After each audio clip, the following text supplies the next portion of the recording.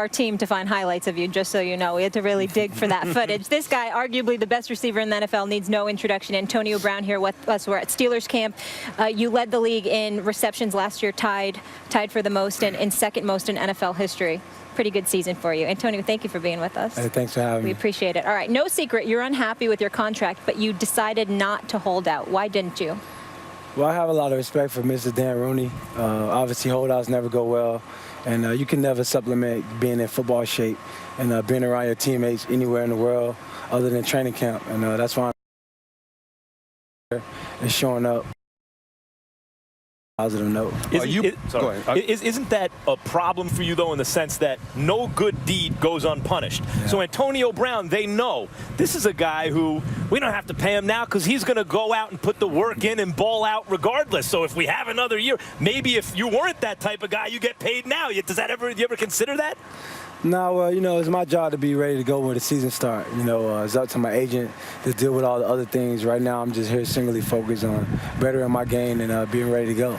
Are you convinced that this might not happen for you this year, that you might have to go through this year and there is no discussion because the Rooneys and the way the Steelers do things, not with 2 years left, 3 years left, it's only when you got about 1 year left or less that they're going to negotiate your deal? Are you prepared to go this season knowing that the likelihood of you getting that contract extension is not going to happen?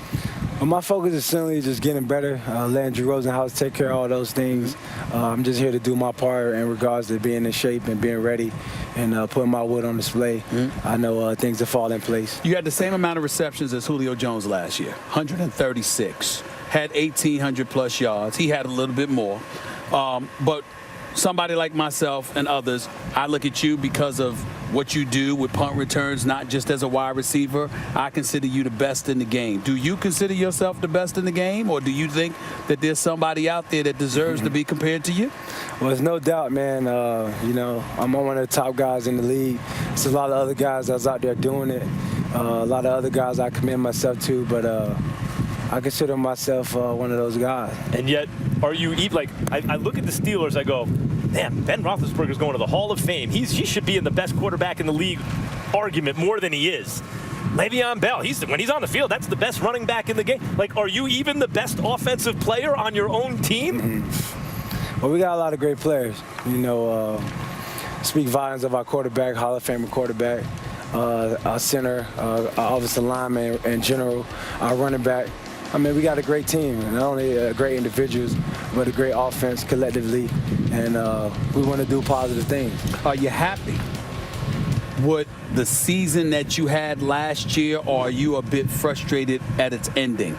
The hit by Vontaze Burfict, knocking you out, making you miss the AFC Championship game, in a lot of people's eyes, potentially costing you guys a Super Bowl berth, because if you were on the field, you might have beat the Denver Broncos. Have you looked at looking back on last season, what kind of thoughts have been going through your mind throughout this entire offseason? Well, I got to come out and be more aggressive. Obviously, I wasn't there with my teammates to help them in the crucial moment of the playoffs, and that still stick with me. But I got to continue to grow and get better, and each year you got to take a step. And I'm just excited to be here healthy and ready to get things going. How do you stop a shot like the shot Burfict hit you with from changing you as a player? You talked about being fearless and everything. How do you control that? Well, you can't have no fear. You know, it's like a NASCAR driver who's been in an accident. You know, you can't get in the car with fearful thoughts. You got to have faith.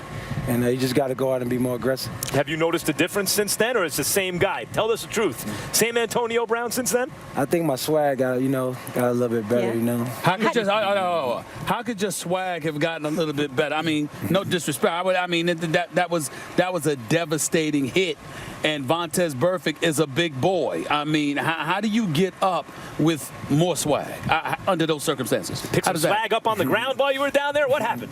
Well, you got to be more aggressive. You know, you play this game long enough, you're going to get hit, you know, and that just come a part of playing football and being in the game.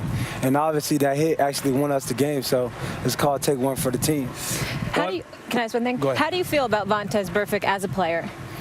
I don't feel no way about him. I haven't thought about him. I don't care too much about him. He's a football player, and I'm looking forward to competing against him. I got to ask you a question about your teammate, because as great as you are, it's easier to be just as great, if not greater, when your number 2 guy is on the other side of the field, taking some of that pressure off of you because of his greatness. But Martavis Bryant has been suspended for the year. We all know why. I want to know what thoughts go through your mind when you consider the fact that his lack of discipline basically cost him and could potentially cost y'all. Well, of course, of NFL, guys going to have issues, and there's always going to be adversity. They allow more opportunities for other guys. And we got to be more sharper as an individual myself. You can't control the things that are going to happen. All you can control is how you produce and how you prepare. And I think other guys on this team looking forward to opportunities. And I got to be more available to beat 2 or 3 matchups and be ready to take my game up. But you got to be, as great as you are, and I'd love to argue Odell Beckham. I'm a Giants fan, but the fact is there's no real argument that beats Antonio Brown over the last couple years. And as great as you've willed yourself and worked yourself into becoming, you have to look at a guy like Martavis Bryant and say, if I were 7 feet tall and could run a 3.2 40 or whatever he can do, damn what I would do with that. Tell me how you feel about that, watching a guy who's blessed in certain ways that you're not, unable to achieve on the level you're achieving, a teammate who you rely on. Well, this game is 70% mental. It's not about physical. Everyone has special tools, but it comes down to your mentality. What are you willing to sacrifice? What are you willing to discipline? What are things you're willing to give up? How important it is to you. And mentally, he got to get right. And if you want it, it's there for him.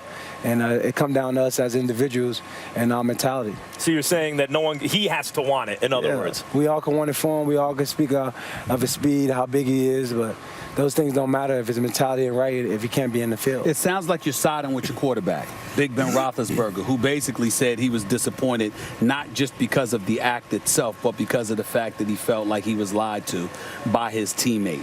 I'm not asking specifically about that incident, but this team, with this level of potential, what are the kind of things you all are saying to one another now that you're in training camp and you've got this Super Bowl, this season coming up with a lot of expectations? What are you saying to each other? Well, we're holding each other accountable. If we're going to do the things that we desire to do and be a world championship type caliber team, we got to hold everyone accountable. We got to know every guy who got his hand in the pile is going to do what it takes to be on the grass and give us his all. And the man that's here now, preparing for that journey, and we hold each other accountable with such focus of being the world caliber championship team. Who's the team to beat in the AFC? Pittsburgh Steelers. Who are you worried about? Pittsburgh Steelers. Not worried about anybody else? Not worried about the New England Patriots? Why will the Steelers win the AFC North without Bryant and Bell for 4 games? We got to look within ourselves. We got a lot of guys looking for opportunities. I think we're hungry. We're a young team that's been on the rise for a long time, and I think we are motivated and want success. And we're here putting in the work and the details of things, and we're singly focused on ourselves. We're not worried about anyone. We're just worried about getting better each day. And today, a beautiful day in Latrobe for us to get better. You guys have a great offensive team, there's no doubt. But do you ever sit there and think, boy, if we just get it together, if Ladarius Green is really going to come through, not this year, but if Martavis can get it together, what can we become? Do you ever consider, the potential of this offense? Well, potential means nothing if you don't unlock it. And we don't live in our fears and we don't live in our what ifs.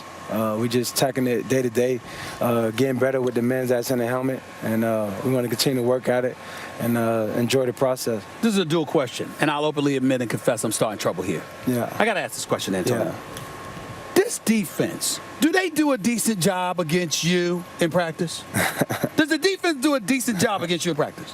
They try to do a great job against me. I didn't ask you whether they tried. Yeah. I said, do they do a decent job against you in practice?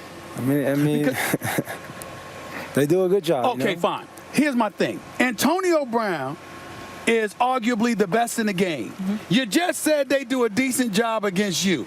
Why the hell can't they do a decent job against anybody else in the passing game? Because to me, that's what's holding y'all back from winning the Super Bowl. Particularly when they practice against you. They're practicing against the best. If they're practicing against you and they're doing well against you, they should be able to handle regular receivers they run across, wouldn't you say? Absolutely. That's why we're here in training camp. Those guys are embracing the roles of competing, and iron sharpening iron, and we all better in our game. Do you see progress, and what progress have you seen in the defense if you've seen it? Well, I see a lot of growth. I think Pittsburgh been always known for our defense, and I think those guys are hungry and wanting to get that name and that regards back in their favorites. Before we get on out of here, did you really think that I was going to let you come up on this set and sit here with me and not explain yourself as to why you decided to go and Dance with the Stars? Did you really think that was going to happen? You really think what was that about, man? What was that about? Well, there's a lot of things. You know, I finished last year with a concussion. Obviously, it's hard to learn dances on the course of 5-6 days. So I was looking for something to sharpen my game and better my mental game. And it was absolutely a good time. Is the Brandon Marshall bet on or not? First off, Brandon Marshall don't own a Porsche. The Porsche was actually a Jets car. So tell Brandon to call me when he's for real. Maybe he could buy my fans dinner every end of the day that start with a Y. You know? I actually told him he has to take into consideration who's throwing the football. You got Big Ben throwing the football to you. He's got Ron Fitzpatrick. That's what I said. Just me. Love it. We'll leave it there. Antonio, thank you so much for being with us. We appreciate the time. When we come back, one of his teammates, D'Angelo Williams, we'll talk to him about filling in for Le'Veon Bell and this Walking Dead zombie wedding and so much more. More First Take from Latrobe when we come back.